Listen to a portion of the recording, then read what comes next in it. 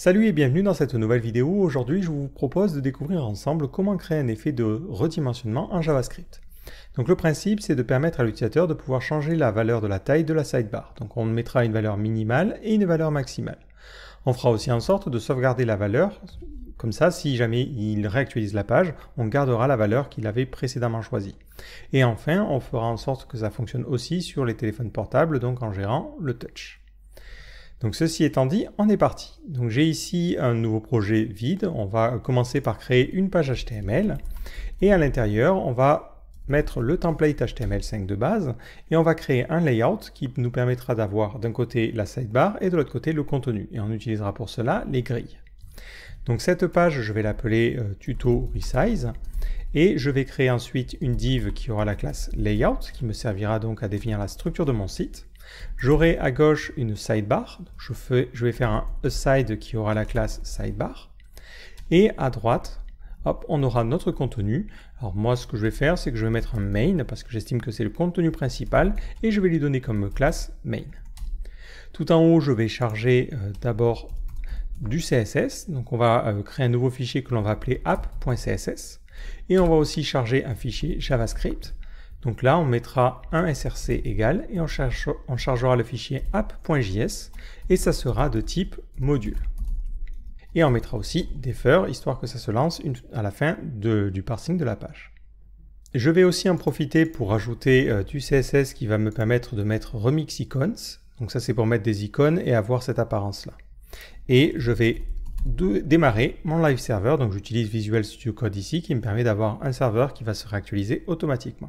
À l'intérieur de ma sidebar, histoire que ça soit un petit peu plus sympa, je mets un petit peu de contenu que j'ai préparé au préalable. Donc j'ai juste une div qui a la classe logo et dedans j'ai l'icône de base de Remix Icon. Et au niveau de mon main, je vais mettre aussi un petit peu de contenu en mettant des H1 et des paragraphes.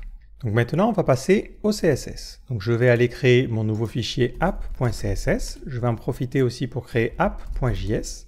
Et au niveau de mon CSS, on va structurer notre layout en utilisant les grilles.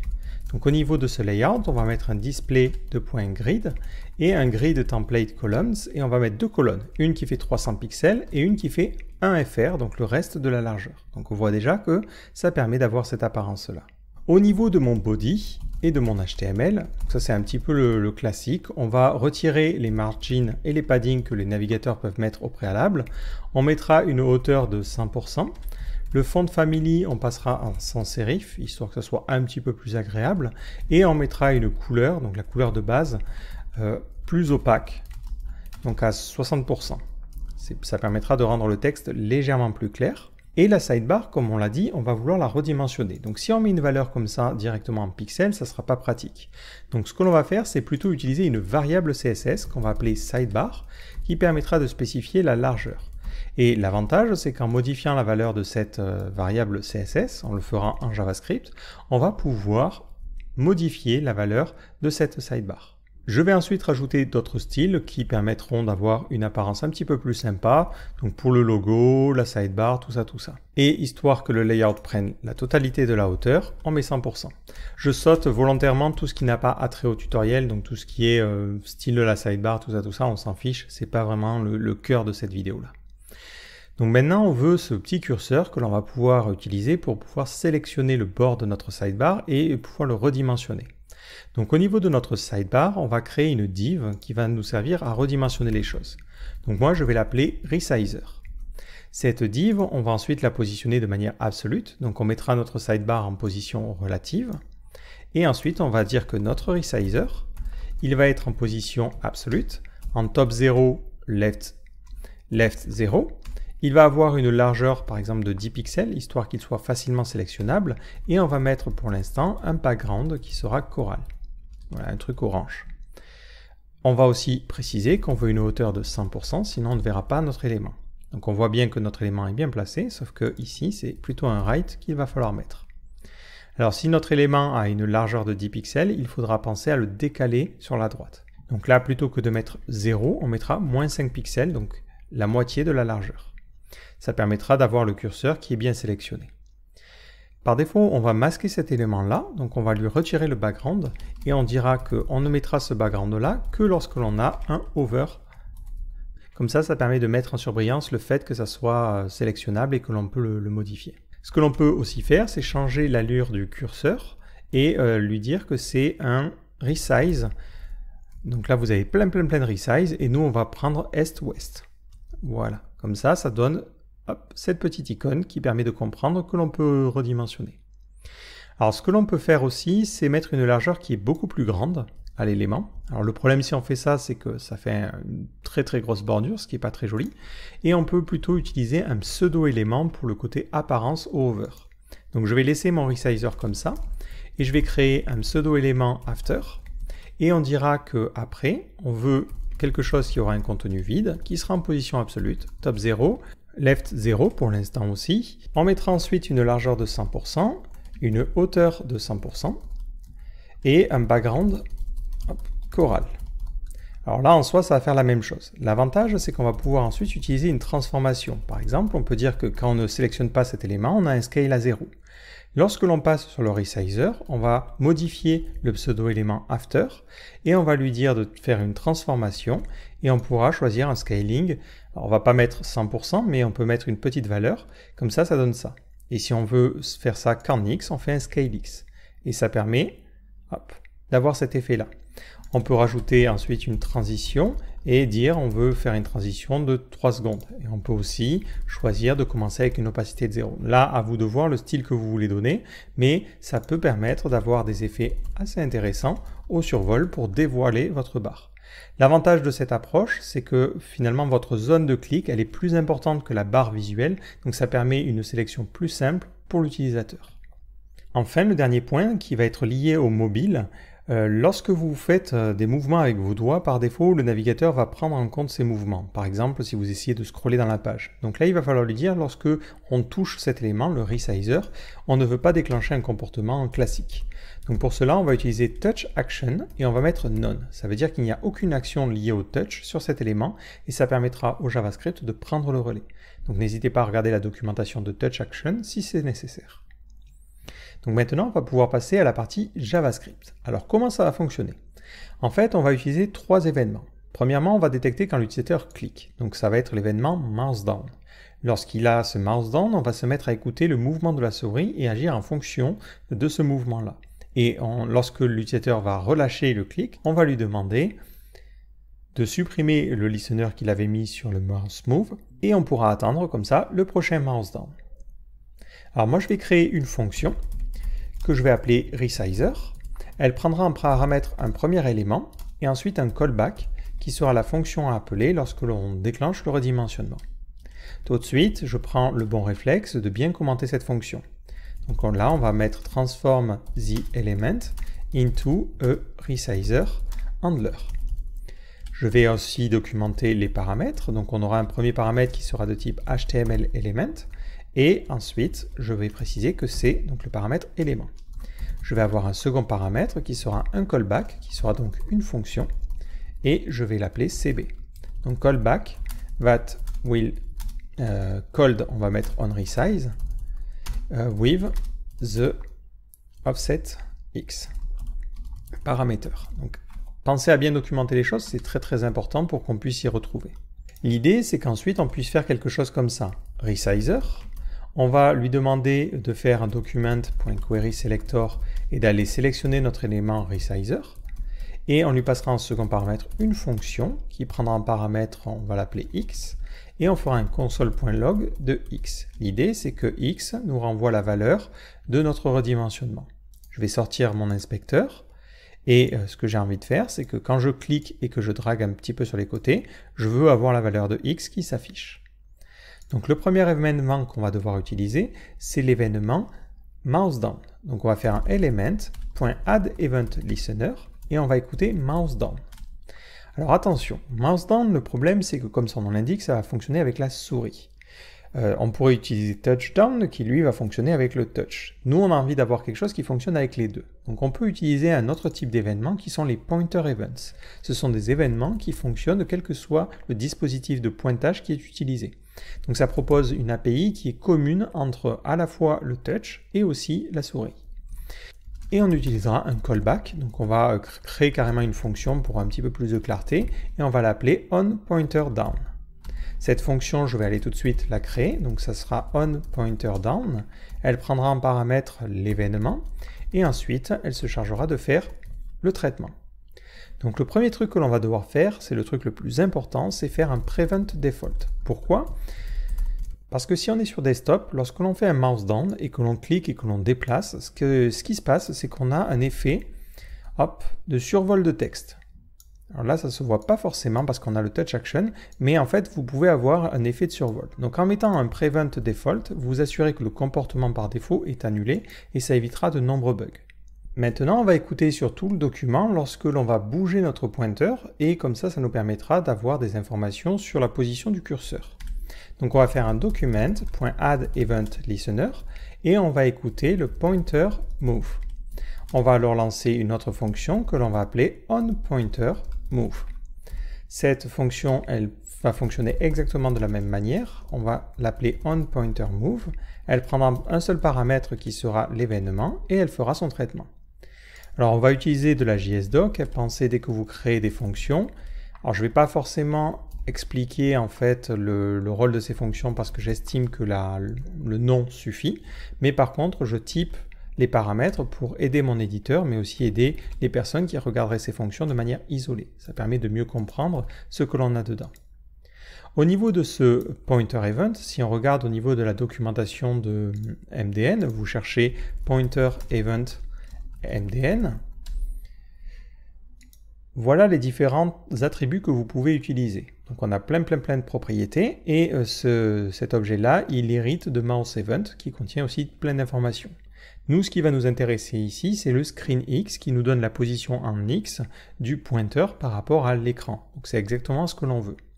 Donc ce que l'on peut faire ici, c'est tout simplement appeler notre callback en donnant e.screenX. Et là, si je reviens au niveau de ma page, donc hop, à ce niveau-là, je réactualise, je clique et je me déplace et on voit bien qu'on a quelque chose qui est affiché. Le problème, c'est que si je continue à me déplacer, même en ayant lâché le clic, ça continue à loguer des choses. Chose que je n'ai pas envie d'avoir, évidemment. Donc ce que l'on va faire, c'est rajouter aussi un autre événement à ce niveau-là, un document.addEventListener, et on va écouter le pointer up. Donc on va écouter lorsqu'on relâche le clic ou lorsqu'on arrête de touch dans le cadre des mobiles. Et on va appeler une méthode onPointerUp. Je vais créer cette méthode en m'inspirant de celle-ci. Voilà. Je vais l'appeler onPointerUp. Et à ce niveau-là, ce qu'il faudra faire, c'est simplement supprimer l'event listener lié au pointer move. Donc je prends le même code qu'ici et je mets un remove event listener. Je pense aussi à ne mettre cet événement qu'une seule fois. Voilà, il a été lancé, pas besoin de le supprimer. Ça m'évite de devoir faire un remove event listener de cet événement-là aussi. Donc maintenant, si je retente de réactualiser ma page, je clique, je me déplace, on voit bien qu'on a des valeurs différentes, mais par contre, elles sont peut-être un petit peu étranges. Là, si je suis très à gauche de mon écran, on voit bien que ça me donne 1298. Le petit souci, c'est que ScreenX, en fait, nous donne par rapport à l'écran, mais ce n'est pas l'écran au sens page web, c'est l'écran au sens général. Donc ce qu'il va falloir utiliser, c'est plutôt ici page X, qui me donne la position par rapport au document. Donc ça me semble plus judicieux. Et l'avantage, c'est que vu qu'on n'a pas de scroll en X, ça ne pose pas de souci à ce niveau-là. Donc plutôt que de mettre un ScreenX, je mets ici page X. Donc je sais de redimensionner et on voit bien que ça me donne des valeurs qui sont plus classiques. Donc j'ai maintenant mon système de redimensionnement et je vais pouvoir dire au niveau de mon resizer, plutôt que de faire un simple console.log, j'aimerais bien que tu fasses un document.body.style.setProperty et on va modifier la propriété qui s'appelle sidebar et on va mettre comme valeur la valeur en X que l'on obtient et on rajoute l'unité pixel. Et maintenant, lorsque je clique et que je me déplace, on voit bien que ça me permet de redimensionner mon élément. Alors un petit détail, c'est qu'on n'a pas envie que l'utilisateur redimensionne comme ça, c'est trop petit. Et de la même manière, on ne veut pas qu'il redimensionne plus que son écran, ça serait un petit peu embêtant. Donc là, on pourrait mettre des conditions au niveau de notre JavaScript. Le problème de cette approche, c'est que si par exemple on est sur une page grande comme ça, et qu'on redimensionne comme ceci, quand je vais redimensionner ma page, il faudrait que je change la valeur, parce que effectivement là ça ne rentre plus. Donc faire ça via du JavaScript, ça me semble un petit peu compliqué parce qu'on va devoir écouter le resize et on a surtout une approche qui est plus simple, c'est de le faire en CSS grâce à la fonction clamp. Clamp nous permet de spécifier un minimum et un maximum pour une valeur. Donc ce que je vais faire, c'est que en plus de mon sidebar que j'ai mis ici, au niveau de layout, je vais créer un sidebar clamped qui sera une autre variable et je vais utiliser donc la fonction clamp. Cette fonction prend en premier paramètre la valeur minimum, donc par exemple nous on mettra 300 pixels, ensuite on mettra la valeur courante, donc on mettra nous ici sidebar, donc la valeur qui peut prendre même des choses négatives ou des choses très grandes, et au niveau de la valeur maximale, je peux lui dire par exemple 50 VW. Et on peut même utiliser des variables en disant je veux 100% de l'écran, moins 500, si vous voulez laisser au moins 500 pixels disponibles à droite. Donc c'est vous qui définissez les valeurs que vous voulez à ce niveau-là. Une fois que vous avez cette variable-là, vous pouvez l'utiliser en lieu et place de la variable sidebar classique.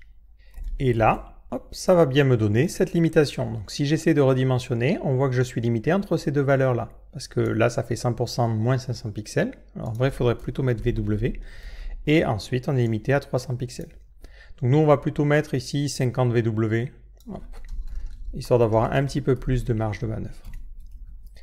Et on a comme ça une limitation qui a été imposée directement par le CSS. Moi, je trouve ça plutôt pratique parce que ça nous évite de mettre beaucoup de logique. Et l'avantage, c'est que ça gère bien aussi le redimensionnement.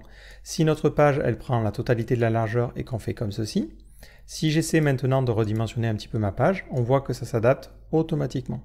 Donc c'est gratuit et c'est le navigateur qui fait le traitement. Donc moins de travail à faire de notre côté. Donc avant de passer à la partie sauvegarde, on va faire le test sur les navigateurs mobiles. Alors si vous êtes sur Android, vous pouvez faire un chrome de //inspect/dsdevice et ça vous donne la liste des périphériques qui sont actuellement branchés. Donc je vais brancher mon téléphone.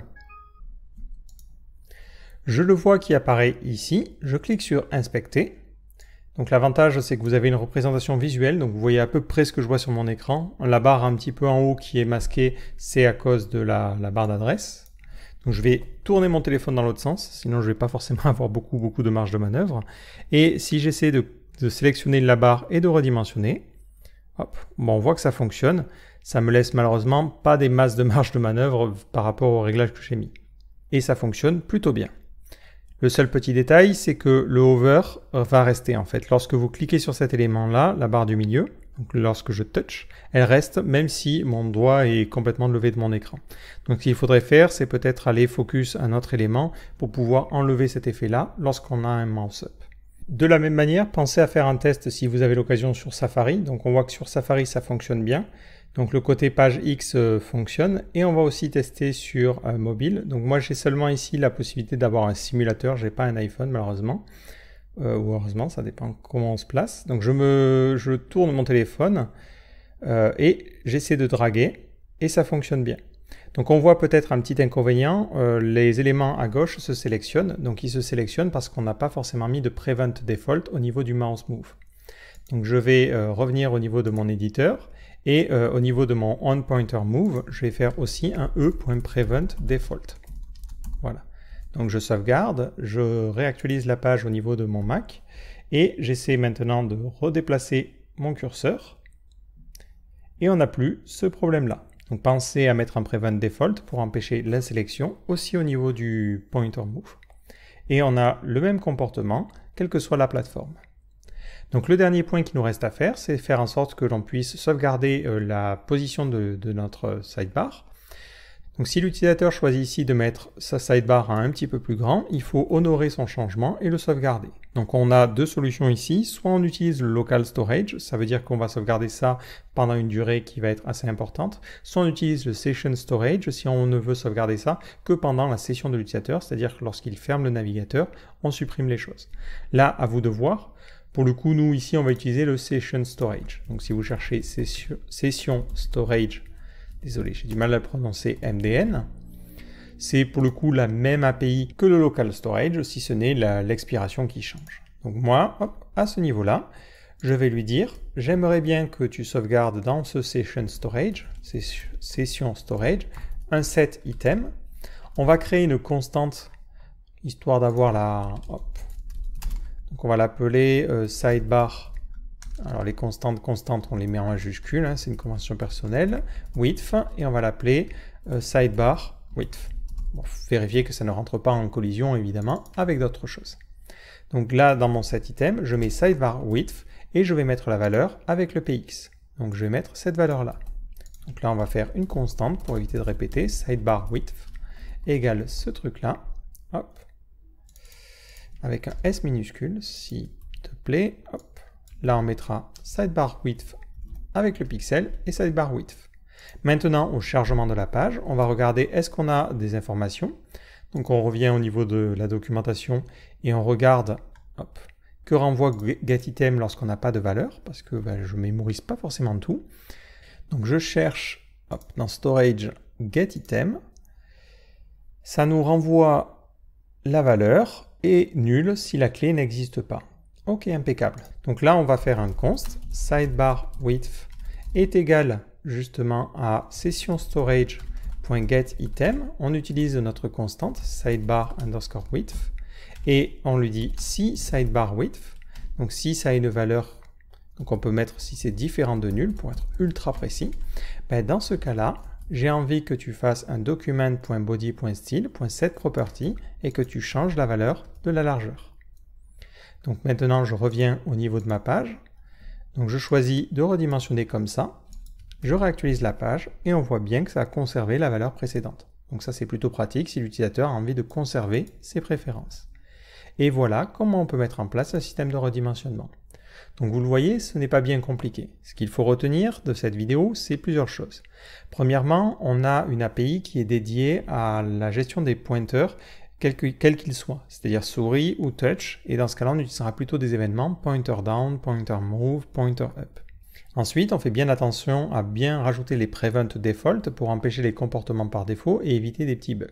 Ensuite, on prend l'habitude de créer des fonctions, ça nous permet plusieurs choses, donc déjà de les documenter, mais aussi de pouvoir plus simplement supprimer les écouteurs que l'on aurait ajoutés à des étapes précédentes. Donc là, par exemple, ça nous permet de supprimer le onPointerMove.